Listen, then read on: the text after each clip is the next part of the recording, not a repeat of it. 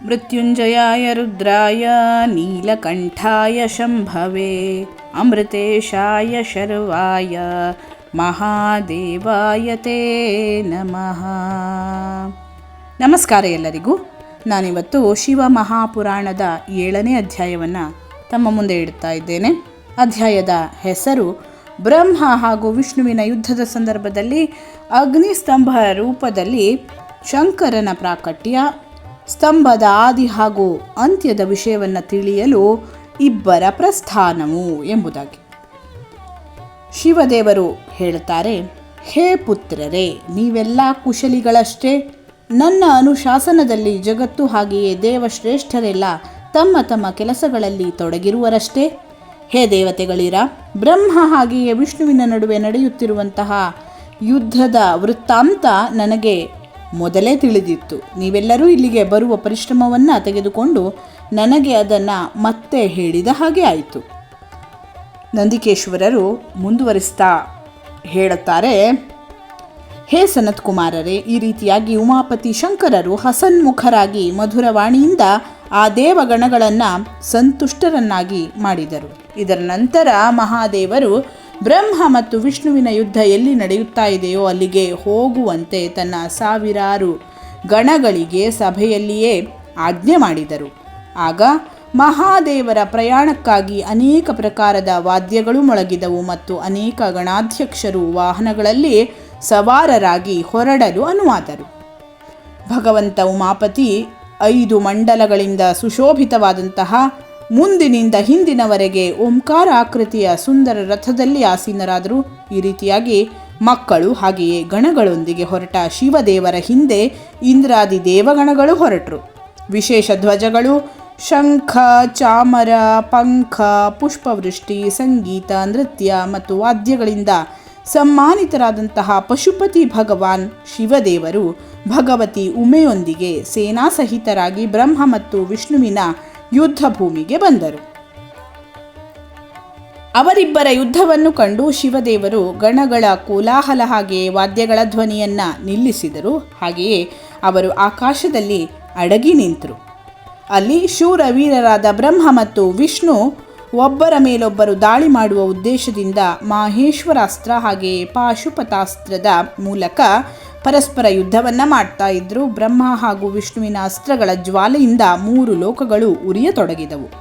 ನಿರಾಕಾರರಾದ ಭಗವಾನ್ ಶಂಕರರು ಈ ಅಕಾಲ ಪ್ರಳಯವನ್ನು ಕಂಡು ವಿಶಾಲ ಅಗ್ನಿಸ್ತಂಭದ ರೂಪದಲ್ಲಿ ಅವರಿಬ್ಬರ ಮಧ್ಯದಲ್ಲಿ ಪ್ರಕಟರಾದರು.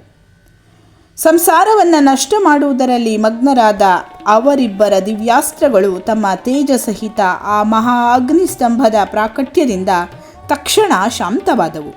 ದಿವ್ಯಾಸ್ತ್ರಗಳನ್ನು ಶಾಂತ ಮಾಡುವ ಈ ಆಶ್ಚರ್ಯಕಾರಿ ಹಾಗೂ ಶುಭ ಅಗ್ನಿಸ್ತಂಭವನ್ನು ನೋಡಿ ಎಲ್ಲರೂ ಪರಸ್ಪರ ಮಾತನಾಡಲಿಕ್ಕೆ ಹೇಳಲಿಕ್ಕೆ ಪ್ರಾರಂಭಿಸಿದರು. ಈ ಅದ್ಭುತ ಆಕಾರ ಹೊಂದಿರುವ ಸ್ತಂಭ ಯಾವುದು? ಈ ದಿವ್ಯ ಅಗ್ನಿಸ್ತಂಭ ಹೇಗೆ ಪ್ರಕಟವಾಯಿತು? ಇದರ ಎತ್ತರ ಹಾಗೂ ಇದರ ಮೂಲವನ್ನು ನಾವಿಬ್ಬರು ಹುಡುಕುವ.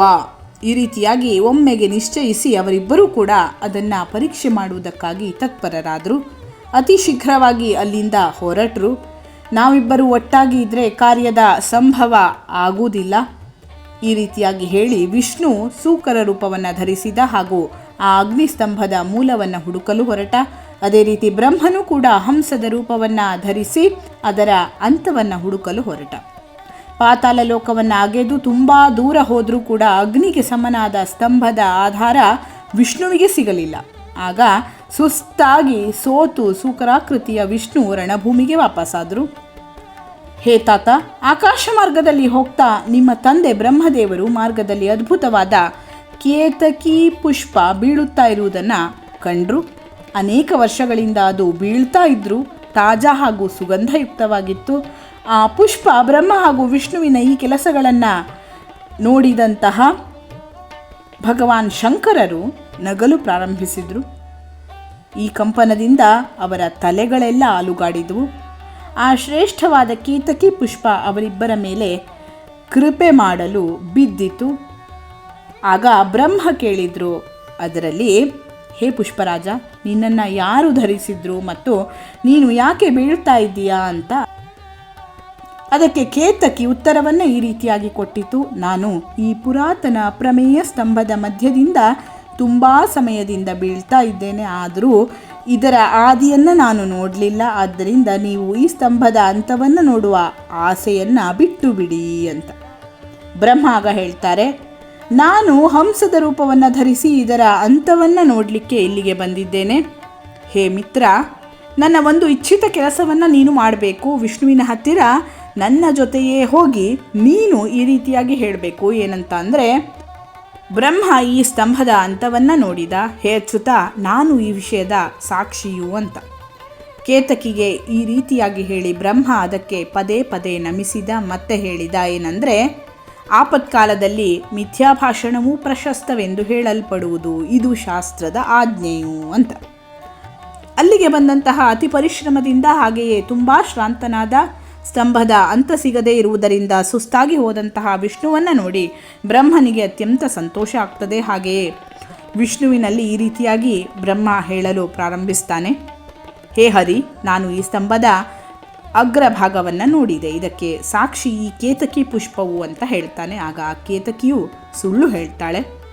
ಮೊದಲೇ ಬ್ರಹ್ಮ ಹೇಳಿಕೊಟ್ಟಿರ್ತಾನೆ, ಅದರಂತೆ ಕೇತಕಿ ಹೇಳ್ತಾಳೆ. ವಿಷ್ಣು ಆ ಮಾತನ್ನು ಸತ್ಯ ಅಂತ ತಿಳಿದು ಬ್ರಹ್ಮನಿಗೆ ನಮಸ್ಕರಿಸಿ ಅವನಿಗೆ ಷೋಡಶೋಪಚಾರ ಪೂಜೆಯನ್ನು ಮಾಡ್ತಾನೆ. ಆ ಸಮಯದಲ್ಲಿ ಕಪಟಿಯಾದ ಬ್ರಹ್ಮನಿಗೆ ಶಿಕ್ಷೆಯನ್ನು ಕೊಡುವುದಕ್ಕಾಗಿ ಆ ಪ್ರಜ್ವಲಿಸ್ತಾ ಇರುವಂತಹ ಸ್ತಂಭ ಲಿಂಗದಿಂದ ಮಹೇಶ್ವರ ಪ್ರಕಟ ಆಗ್ತಾರೆ. ಅದನ್ನು ನೋಡಿದ ವಿಷ್ಣು ಎದ್ದು ನಿಲ್ತಾನೆ. ಹಾಗೆಯೇ ಪರಮೇಶ್ವರನ ಚರಣವನ್ನು ತನ್ನ ಕಂಪಿಸ್ತಾ ಇರುವಂತಹ ಕೈಗಳಿಂದ ಹಿಡಿದು ಹೇಳ್ತಾರೆ, ಹೇ ಕರುಣಾಕರ, ಆದಿ ಹಾಗೂ ಅಂತ್ಯವಿಲ್ಲದಂತಹ ಶರೀರವನ್ನು ಹೊಂದಿರುವ ಪರಮೇಶ್ವರ, ನಿಮ್ಮ ವಿಷಯದಲ್ಲಿ ನಾನು ಮೋಹಬುದ್ಧಿಯಿಂದ ತುಂಬ ವಿಚಾರ ಮಾಡಿದೆ, ಆದರೆ ಕಾಮನೆಗಳಿಂದ ಕೂಡಿದ ನನ್ನ ಆ ವಿಚಾರಗಳು ಸಫಲವಾಗಲಿಲ್ಲ. ಆದ್ದರಿಂದ ನೀವು ನನ್ನ ಮೇಲೆ ಪ್ರಸನ್ನರಾಗಿ ನನ್ನ ಪಾಪಗಳನ್ನು ನಾಶ ಮಾಡಿ ನನ್ನನ್ನು ಕ್ಷಮಿಸಿ, ಇದೆಲ್ಲ ನಿಮ್ಮ ಲೀಲೆಯಿಂದಾದದ್ದು ಅಂತ ವಿಷ್ಣು ಶಿವನಿಗೆ ಹೇಳ್ತಾರೆ. ಆಗ ಈಶ್ವರ ಈ ರೀತಿಯಾಗಿ ಹೇಳ್ತಾರೆ, ಹೇ ವತ್ಸ, ನಾನು ನಿನ್ನಲ್ಲಿ ಪ್ರಸನ್ನನಾಗಿದ್ದೇನೆ. ಯಾಕೆಂದರೆ ಶ್ರೇಷ್ಠತೆಯ ಆಸೆ ಇದ್ದರೂ ಕೂಡ ನೀವು ಸತ್ಯವಚನವನ್ನು ಪಾಲಿಸಿದ್ರಿ. ಆದ್ದರಿಂದ ನೀವು ನನಗೆ ಸಮಾನವಾದ ಪ್ರತಿಷ್ಠೆ ಹಾಗೂ ಸತ್ಕಾರವನ್ನು ಯಾವಾಗಲೂ ಪಡಿತೀರಾ. ಹೇ ಹರಿ, ಇವತ್ತಿನಿಂದ ಈ ಕ್ಷಣದಿಂದ ನಿಮ್ಮ ಮೂರ್ತಿ ಪುಣ್ಯಕ್ಷೇತ್ರಗಳಲ್ಲಿ ಪ್ರತಿಷ್ಠಾಪನೆಯಾಗಿ ಪೂಜಿಸುವಂತೆ ಆಗಲಿ ಅಂತ ಪರಮೇಶ್ವರ ವಿಷ್ಣುವಿನ ಸತ್ಯನಿಷ್ಠೆಯಿಂದ ಪ್ರಸನ್ನನಾಗಿ ದೇವತೆಗಳ ಮುಂದೆ ಅವರಿಗೆ ತನ್ನದೇ ರೀತಿಯ ಸಮಾನತೆಯನ್ನು ಕೊಟ್ಟ ಎಂಬಲ್ಲಿಗೆ ಶ್ರೀ ಶಿವ ಮಹಾಪುರಾಣದ ಅಗ್ನಿಸ್ತಂಭದ ಪ್ರಾಕಟ್ಯದ ವರ್ಣನೆ ಎಂಬ 7ನೇ ಅಧ್ಯಾಯ ಸಮಾಪ್ತವಾಗ್ತದೆ. ಧನ್ಯವಾದಗಳು. ಲೋಕಾಃ ಸಮಸ್ತಾಃ ಸುಖಿನೋ ಭವಂತು.